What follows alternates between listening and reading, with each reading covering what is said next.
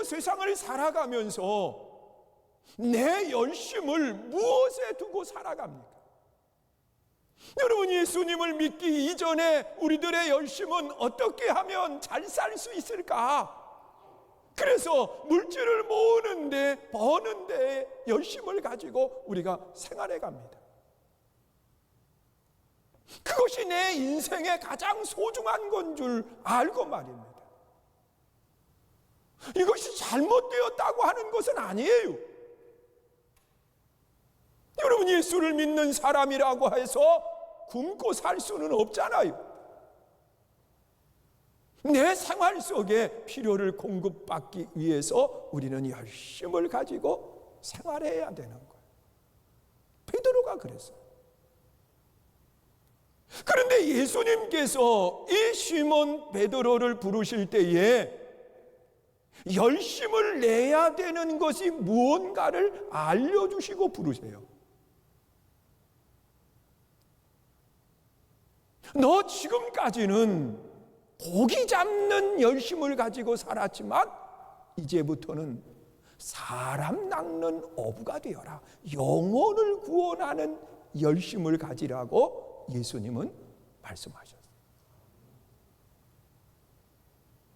그런데 이 과정 속에서 이 시몬, 그가 부름을 받을 때 고기 잡는 열정을 가지고 생활하다가 예수님을 만나고 난 뒤에 예수님의 사랑을 받으면서 그의 열심이 변해가는 거예요. 그것이 뭐냐? 하나님의 말씀을 듣는 열심, 예수님을 통해서 하나님을 보는 열심이 그에게 있었어요. 그래서 한날은 예수님께서 제자들을 다 불러놓고는 대화를 나누는 거예요. 세상 사람들이 나를 누구라고 하더냐? 그랬더니 이 제자들이 들은 것에 대해서 이야기를 하는 거예요. 세상 사람들이 말하는 것에 대해서 이야기하는, 요한이라고도 하고, 그러면서 예수님에 대해서 들은 이야기를 전해주는 겁니다. 그때 예수님이 다시 제자들에게 물었어요. 너희는 나를 누구로 생각하느냐? 자, 이 질문을 했을 때 그 제자들은 본 예수님, 들은 예수님에 대해서 이야기를 하게 되겠지요. 얼만큼 열심을 가졌느냐에 따라서 달리 대답할 수밖에 없다는 거예요. 근데 다른 사람들이 이야기하기 이전에 시몬이 가장 먼저 입을 열어 말한 것이 뭐냐? 주는 그리스도시요 살아계신 하나님의 아들이십니다. 여러분, 이 시몬은요, 예수님에 대해서 정말 정확하게 이야기를 하는 거예요. 얼만큼 정확하게 이야기하느냐? 이런 사실을 알 수 있는 것은 시몬의 지혜와 시몬의 능력으로만 가능하지 않다는 거예요. 그래서 이 시몬에게 하는 이야기가, 바요나 시몬아, 네가 복이 있다. 이것을 알게 하신 분은 하나님이시다. 그러면서 그에게 이야기를 하고 있어요. 그런데 이 하나님이 알게 하셨지만 시몬은 예수님의 말씀을 놓치지 않았고 예수님을 보면서 열심을 가진 거예요. 그분을 알기 위해서. 그러다가 그의 또 열심이 바뀌어지는데 그 열심이 뭐냐? 예수님을 통한 성공을 해야 되겠다. 출세를 해야 되겠다. 거기에 열심을 갖는 거예요. 그런데 예수님이 뭐라고 이야기하느냐? 바요나 시몬아, 내가 복이 있다고 말씀하시고 난 뒤에 처음으로 이제 십자가에 대한 말씀을 하시는 겁니다. 예수님이 십자가에 달려 죽게 된다는 거예요. 그때 시몬 베드로가 예수님이 하시고자 하는 일을 가로막고 하는 이야기가, 예수님 무슨 말씀을 하십니까? 우리가 있는데 예수님이 십자가에 달려 죽으시다니요? 그럴 수 없다고 그러면서 예수님이 하시고자 하는 그 일을 막는데 열심을 갖는 거예요. 왜? 출세하고 싶으니까. 예수님이 왕이 되고 나면 분명히 12명의 제자들은 높은 지위를 얻을 수 있으니까. 이 베드로의 시몬 베드로의 마음속에도 그것을 가지고 있었어요. 그때 예수님이 하신 말씀은 사탄아 뒤로 물러가라. 여러분, 이런 시몬 베드로가 부활의 예수님을 만나고 난 뒤에 열심히 바뀌는데, 마가의 다락방에서 120명의 성도들과 함께 성령의 뜨거운 역사를 체험하는 거예요. 그리고 난 뒤에 그는 예수님이 처음에 말씀하셨던 것처럼 영혼을 구원하는 그 일에 열심을 가져요. 그는 자기의 생명을 내어놓고 복음을 전하고 하나님의 말씀을 전하는 거예요.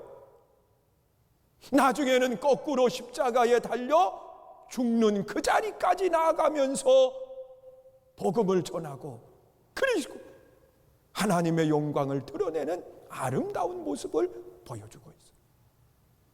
여러분, 이 시몬 베드로의 모습을 보면 고기 잡는 열심, 예수님을 알아가는 열심, 그리고 성공하기, 출세하기 위한 열심, 그러다가 자기의 생명을 바쳐서 하나님의 영광을 드러내는 열심을 그가 갖는 모습으로 바꿔져 가는 것을 보게 돼요.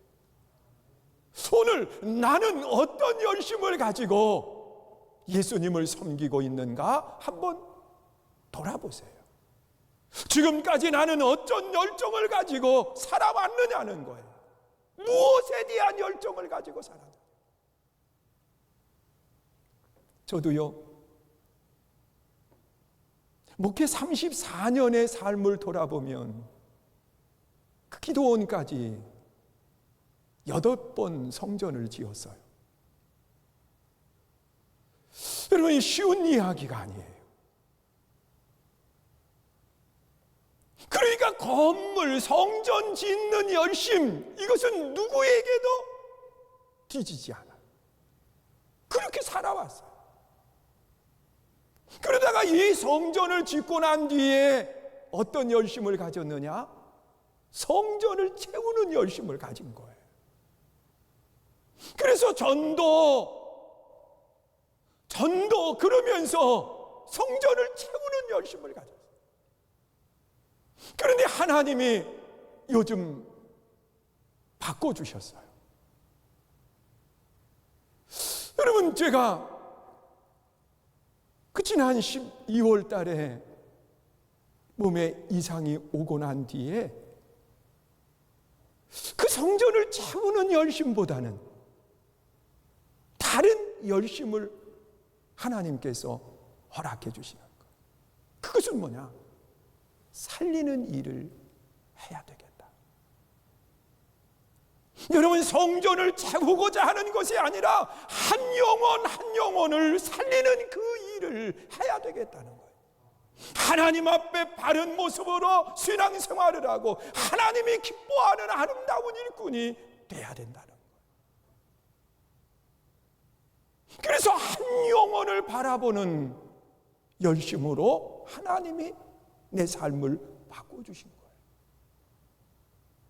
지난 채우고자 할 때에 보이지 않던 한 영혼이 보이는 거예요.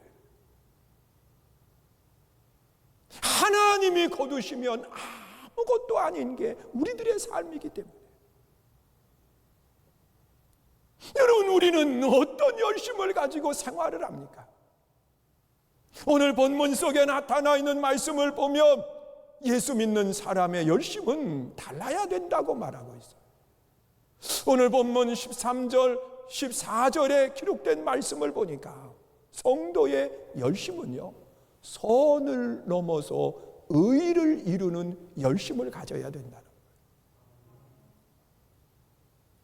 여러분 13절 14절 보세요. 또 너희가 열심으로 선을 행하면 누가 너희를 해하리요? 그러나 의를 위하여 고난을 받으면 복이 있다. 그렇게 말씀을 해요. 여러분 우리가 열심을 갖되 선을 행하는 열심은요, 누구든지 다 할 수 있는 열심이라는 거예요. 여러분 선이라고 하는 것은 착하게 사는 것 아닌가요? 여러분 선이라고 하는 것은 베풀며 사는 것이 선 아닌가요? 여러분 착하게 사는 거 누구든지 다 할 수 있어요. 예수 안 믿어도 착해요. 여러분 나누는 거 예수 안 믿어도 나누는 거 다 할 수 있어요. 그래서 이 선을 행하는 사람들은요, 누구든지 좋아해요. 그래서 선을 행하는 사람은 누구도 해치지 않는다는 거예요. 왜? 착한 일을 하기 때문에.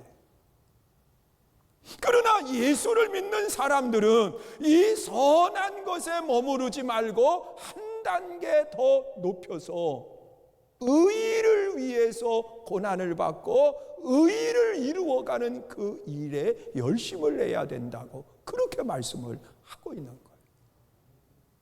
여러분 의를 이루는 삶은요, 선이라고 하는 것은 따라오게 돼 있어요. 예수 믿는 사람들이 선은 당연히 해야 되는 거예요. 왜? 우리는 세상 속의 삶을 살아가기 때문에 그래요. 여러분 사람들은 이러한 것을 그런 모습으로 표현을 합니다. 배와 물의 관계와 같은 것이 그리스도인의 모습이라고 말하고 있어요. 여러분 배는 반드시 무엇이 있어야 되느냐? 물이 있어야 되는 거예요. 그리스도인도 세상이라고 하는 배경이 없이는 그리스도인의 삶을 살아갈 수 없습니다. 세상 떠나서 어떻게 그리스도인의 삶을 살아갈 수 있습니까? 그래서 이 세상 속에 배처럼 함께 생활을 하지만 이 물이 배 안으로 들어오면 배는 침몰하게 돼 있어요. 그래서 우리가 세상 속에 함께 생활을 하지만 세상과 타협하고 세상이 내 안에 들어와서 나를 침몰시키는 일은 행하지 말라는 거예요. 여러분 세상 속의 삶을 살아가기 때문에 우리는 선하고 착한 일을 하면서 살아야 돼요. 그러나 여기에서만 머무르지 말고 우리는 의를 이루기 위한 열심을 가져야 되는. 의는 뭐냐? 하나님만 섬기는 것이 의입니다. 여러분 우상을 숭배하고 하나님보다 더 사랑하는 것이 있으면 그것은 의가 아니에요. 여러분 성경에 나타나 있는 말씀을 보면 이 창세기 6장에 하나님이 세상을 심판하시는데 하나님이 사람 지으신 것을 후회하셨습니다. 왜? 그들은 세상만 사랑했고 하나님을 섬기지 않았어요. 불의와 타협하고 세상 속에 살아갔습니다. 자, 이런 모습을 바라보면서 하나님께서는 후회하신 거예요. 그리고 그들을 심판하셨어요. 여러분 오늘 우리가 선에 머무르는 신앙이 아니라 의로 나가야 되는데 그러기 위해서는 하나님보다 더 사랑하는 것을 버려야 돼요. 하나님만 섬기는 열심이 있어야 되고 또한 우리의 열심은 어디에 있어야 되느냐? 우리의 열심은 하나님의 말씀에 순종하는 열심이 내 안에 있어야 돼요. 여러분 하나님의 말씀으로만 의에 이르게 되고 하나님의 말씀대로 살아갈 때 우리는 악을 행하지 않는 아름다운 모습을 갖기 때문에 그렇습니다. 오늘 우리는 선에 머무르는 신앙이 아니라 선을 넘어 의를 위해서 고난받을 수 있는 그 열심이 여러분 속에 있기를 주의 이름으로 축원합니다. 여러분, 골로새 3장 5절에 보면 그러므로 땅에 있는 지체를 죽이라. 곧 음란과 부정과 사욕과 악한 정욕과 탐심이니 탐심은 우상 숭배다 그랬어요. 여러분, 정욕도 그렇고 음란도 그렇고 부정도 그렇고 이런 모든 것들이 어디서부터 출발하느냐? 우상 숭배서부터 출발한다는 거예요. 이것은 악한 거라는 거예요. 그래서 우리는 우상 숭배를 멀리하고 하나님만 섬기는 그 일에 의를 위한 열심이 여러분 속에 있기를 축원합니다. 그리고 또한 우리의 열심은 어디에 있느냐? 우리의 열심은 그리스도가 주인 되는 삶의 열심을 가져야 돼요. 여기에 소망을 둬야 돼요. 그래서 오늘 본문 15절에 보니까 그렇게 말씀을 하고 있어요. 너희 마음에 그리스도를 주로 삼아 거룩하게 하고 너희 속에 있는 소망에 관한 이유를 묻는 자에게는 대답할 것을 항상 준비하되 온유와 두려움으로 하고 그랬어요. 여러분, 그리스도가 주인이 되는 소망이 내 안에 있어야 돼요. 여러분, 우리의 소망이 어디에 있습니까? 어떻게 하면 잘 살 수 있을까? 어떻게 하면 성공할 수 있을까? 어떻게 하면, 그러면서 세상 속에 있는 것들을 마음에 두는 것이 아니라 그리스도가 내 삶의 주인이 돼야 돼요.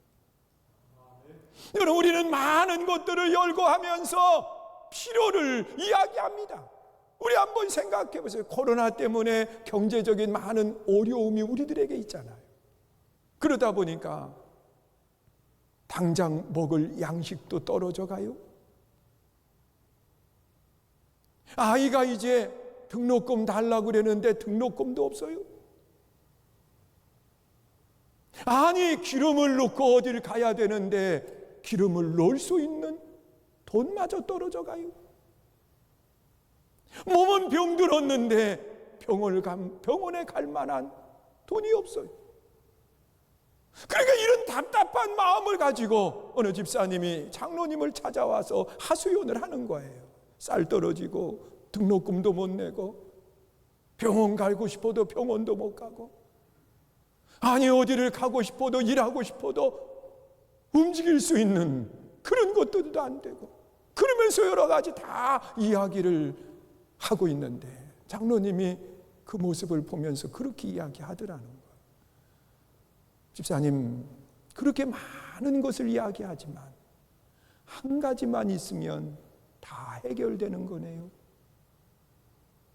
아니 장로님, 내가 지금 이렇게 많이 필요한데 뭐 한 가지만 있으면 되냐고. 아니 돈만 있으면 되는 거 아니냐고. 여러분, 우리 삶도 그렇더라고요. 여러분, 많은 것들을 이야기하지만 그리스도가 내 삶의 주인이 되면 모든 것들은 해결되게 돼 있어요. 여러분, 이스라엘 백성들이 광야길을 걸어갈 때 광야는 먹을 양식이 없어요. 그러니 굶주려 죽어야 되는 거예요. 여러분, 광야는 물이 없어요. 물이 있으면 사막이 아니에요. 광야가 아니에요. 물이 없는 게 광야예요. 여러분, 그 광야 40년 길은 안식처가 없어요. 쉴 만한 공간이 없는 거예요. 그리고 또한 광야는 어디로 가야 될지도 몰라요. 여러분, 산에서 길을 잃어버리면 나무 가지를 바라보면서 그 가지가 뻗어나간 그 방향을 바라보면서 길을 찾는 거 아시잖아요. 해 뜨는 쪽으로 항상 나무들이 더 잘 자라게 되어 있기 때문에 그래요. 그런데 이 광야, 나무도 없고 아무것도 없는 그곳에서 방향을 잡기가 어려운 거예요. 그런데 그 광야길을 걸어가면서 하나님이 함께 하시면 다 해결이 되는 거예요. 여러분, 하나님이 만나와 메추라기를 통해서 그들을 먹이세요. 하나님이 반석에서 샘을 솟게 하셔서 그들을 마시게 해요. 하나님이 낮에 구름기둥, 밤에는 불기둥으로 함께 하시면서 그들의 안식처가 되게 하세요. 하나님이 구름 불기둥으로 앞서가시면서 그들의 길을 인도하세요. 그러니 하나님만 계시면 끝나는 거예요. 오늘 우리도 마찬가지예요. 내 인생에 여러 가지 분주함들이 많이 있지만 예수 그리스도가 내 삶의 주인만 되면 모든 문제는 해결이 되는 거예요. 이것이 오늘 우리들의 신앙이 될 수 있기를 주의 이름으로 축원합니다. 우리의 열심은 그리스도가 나의 주인 되시는 소망이 내 안에 있어요. 그리고 또한 세 번째로 내 열심은 어디에 있어야 되느냐. 오늘 본문 20절에 보니까 그렇게 말씀을 해요. 그들은 전에는 노아의 날 방주를 준비할 동안 하나님이 오래 참고 기다리실 때에 복종하지 아니하였던 자들이다. 방주에서 물로 말미암아 구원을 얻는 자가 몇 명뿐이니 겨우 8명뿐이다. 그렇게 말씀해요. 여러분, 우리는 기다림의 열심을 가져야 돼요. 사람이 세상을 살아가는 여정 속에 하나님의 때를 기다리는 열심이 있어야 되는데 우리는 기다림의 열심이 없어요. 기다림의 열정이 없어요. 여러분, 우리 한번 생각해 보세요. 세월이 바뀌면서 과학이 발달하면서 사람은 여유를 갖는 것처럼 느껴지지만 아니에요. 더 조급한 것이 우리들의 모습이에요. 여러분들의 자녀는 뭐에 대한 조급함을 갖는 줄 알아요? 2살짜리 꼬마 아이가요, 그 부모가 아이들을 양육하면서 그 아이들로 하여금 가만히 있게 만드는 방법 중에 하나가 뭐냐고 하면 스마트폰인 거예요. 거기에 유튜브만 틀어서 아이들 좋아하는 거 틀어주면은요, 밥 다 먹을 때까지 그 아이는 그것만 쳐다보고 있어요. 그런데 2살 정도만 되고 나면 스마트폰 바라보면서 뭐 하는 줄 아십니까? 광고 뜨면 이거 합니다. 이거예요. 빨리 지나가라는 거예요. 내 마음에 안 드는 그 동영상이 보여지면 또 이거 합니다. 다른 거 보겠다는 거예요. 얼마나 조급해하는지 몰라요. 이것이 오늘 우리들이 살고 있는 세상인데 기다림? 착각하지 마요. 못 기다려요. 그래서 하나님이 우리에게 원하시는 것은 뭐냐? 하나님의 때를 기다릴 줄 알아야 된다는 거예요. 여러분, 우리가 하나님을 믿어도 소용없어, 나도 믿었어, 그렇게 이야기하는 사람은 다 뭐냐? 하나님의 때를 기다리는 열심을 잃어버린 사람의 모습이라는 거예요. 하나님은 모든 것에 뭐가 있느냐? 때가 있어요. 믿으세요? 여러분, 베드로후서 3장 8절에 보니까 사랑하는 자들아, 주께는 하루가 1000년 같고 1000년이 하루 같다. 그렇게 말씀합니다. 여러분, 하루가 1000년 같다고 하는 것은 기다리는 시간이 지루함을 이야기해요. 잠 안 오는 날 밤이요, 왜 이렇게 깁니까? 저도 요즘 커피를 안 마시다가 처음 이제 한 달 만에 커피 먹은 날 밤에 잠이 안 오는 거요. 야, 잠이 왜 이렇게 밤이 긴지. 그냥 잠 오지 않는 밤을 한번 세워보세요. 여러분, 우리 기다린다고 하는 거 중요한 겁니다. 그런데 무엇을 기다리느냐? 하나님의 때를 기다릴 줄 아는 그 열심이 여러분 속에 있기를 주의 이름으로 축원합니다. 우리 함께 찬양.